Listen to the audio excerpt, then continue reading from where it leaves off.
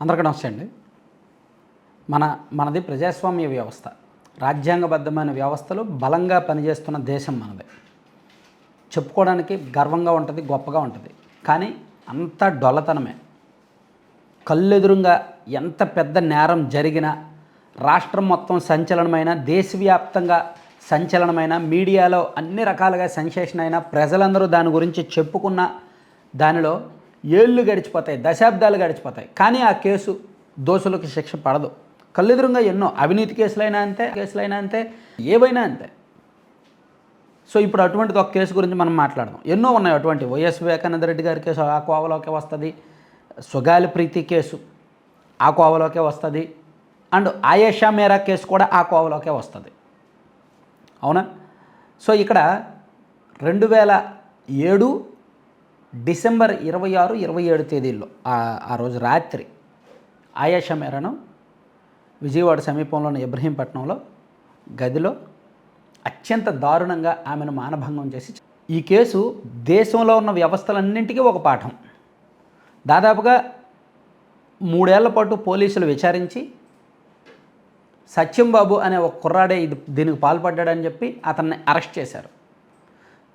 అతను పేదరికం, కటిక పేదరికం, ఆరోగ్యం సరిగ్గా లేదు, నడిచే పరిస్థితి లేదు, తల్లిదండ్రులకు ఒక్కడే కొడుకు, అయినా సరే అతనే తప్పు చేశాడని చెప్పి అరెస్ట్ చేశారు. 7 ఏళ్ళు జైల్లో ఉన్నాడు. ఆ తర్వాత కోర్టు అతను నిర్దోషి అని విడుదల చేసింది. అతనే తప్పు చేశాడు, నేరం చేశాడు అనడానికి తగిన ఆధారాలు పోలీసులు కోర్టుకు చూపించలేకపోయారు. 2017లో కోర్టు అతన్ని రిలీజ్ చేసింది. అంటే ఈ ఘటన జరిగిన 10 ఏళ్ల తర్వాత ఇది ఎవరైతే పోలీసులు ఇతను దోషి అని చూపించారో అతను నిర్దోషి అని చెప్పి కోర్టు కొట్టేసింది. మీరు మళ్ళీ ఇన్వెస్టిగేట్ చేయండి అని చెప్పింది. సో ఇంకా పోలీసులకు ఇంకా చేత కాదు, పోలీసులు ఇన్వెస్టిగేట్ చేయలేరు అని చెప్పి సిబిఐకి అప్పగించారు ఈ కేసు 2018లో. అంటే 7 ఏళ్ళు అవుతుంది సిబిఐకి అప్పగించి. ఇప్పటికీ కూడా అతిగతి లేదు. సిబిఐ విచారణ ఒక దశకి రాలేదు. సో ఇక్కడ అంటే పోలీసులు చేతగానితనమా లేదా పోలీసుల మీద ఒత్తిళ్ళా? నిజంగా పోలీసులు చేతగానితనం అనకూడదు. ఎందుకంటే పోలీసులు అంత సమర్థులు ఎవరూ లేరు. ఏ కేసునైనా, ఎంత పెద్ద కేసునైనా సరే వాళ్ళకి ఫ్రీ హ్యాండ్ ఇస్తే, ఎటువంటి ఒత్తిళ్ళు, ఎటువంటి ఆబ్లిగేషన్స్ లేకుండా ఫ్రీ హ్యాండ్ ఇస్తే వాళ్ళు 24 గంటల్లో తేల్చిపడేస్తారు కేసుని, ఎంత పెద్ద కేసు అయినా సరే. కానీ మనది ఉంటారు కదా, కొంచెం పై స్థాయిలో పలుకుబడి ఉన్న వాళ్ళు, ఆబ్లిగేషన్స్, ఒత్తిళ్ళు ఉంటాయి కదా, నేరం చేసి తప్పించుకోవడానికి ప్రయత్నాలు చేస్తారు కదా. సో అలా చేసేవాళ్ళు ఎక్కువ మంది ఉన్నారనమాట. కాబట్టి ఈ కేసులో పెద్ద ఇన్వాల్వ్మెంట్ ఉండడంతో ఫస్ట్ ఒకడిని బలి చేద్దాం అనుకున్నారు. పోలీసులు వాడిని బలి చేయడానికి కోర్టుకు చూపించారు. కోర్టు దగ్గర కన్విన్స్ చేయలేకపోయారు, ఆధారాలు లేవు. దాంతో కోర్టు అతను నిర్దోషిగా చూపించింది. సిబిఐని మీ వల్ల కావట్లేదు, సిబిఐని దించుదాం అన్నారు. సిబిఐ వాళ్ళు కనీసం ఇన్వెస్టిగేషన్ కూడా మొదలుపెట్టలేదు. సో ఈ కేసు దేశానికి పాఠం కాదంటారా చెప్పండి? ఎంత దారుణమో చూడండి.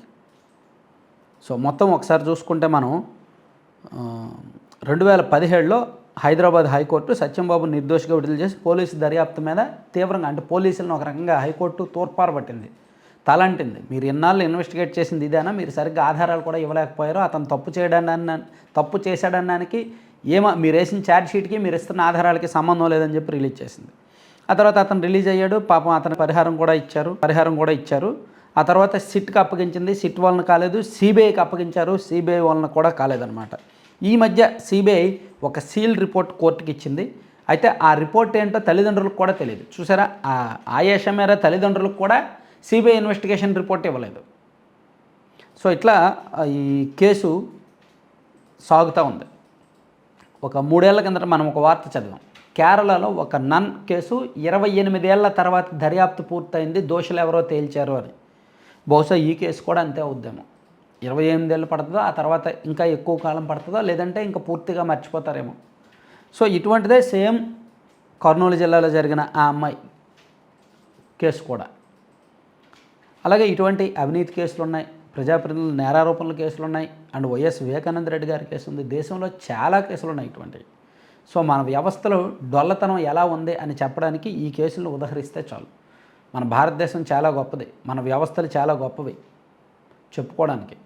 కానీ ఈ కేసులు గుర్తొచ్చినప్పుడు, వీటి గురించి మాట్లాడుతున్నప్పుడు ఏమీ లేదు, అంత డొల్లతనం అనిపిస్తుంది అనమాట. సో అసలైన నిందితుడు ఎవరు చేశారు? ఆ అమ్మాయిని ఎవరు ఆ విధంగా చేసి హత్య చేశారు అనడానికి ఇప్పటి వరకు అంటే ప్రభుత్వాలు మారిపోతున్నాయి. ఈ ఘటన జరిగినప్పటికీ కేంద్రంలో యూపీఏ ఉంది, రాష్ట్రంలో కాంగ్రెస్ పార్టీ ప్రభుత్వం ఉంది. ఆ తర్వాత దాదాపుగా ఈ ఘటన జరిగిన తర్వాత 7 ఏళ్ళు కాంగ్రెస్ ఉంది. ఆ తర్వాత టీడీపీ అధికారంలోకి వచ్చింది, తేళ్ళ. ఆ తర్వాత వైసీపీ అధికారంలోకి వచ్చింది, తేళ్ళ. మధ్యలో సిబిఐకి ఇచ్చారు, తేల్చల.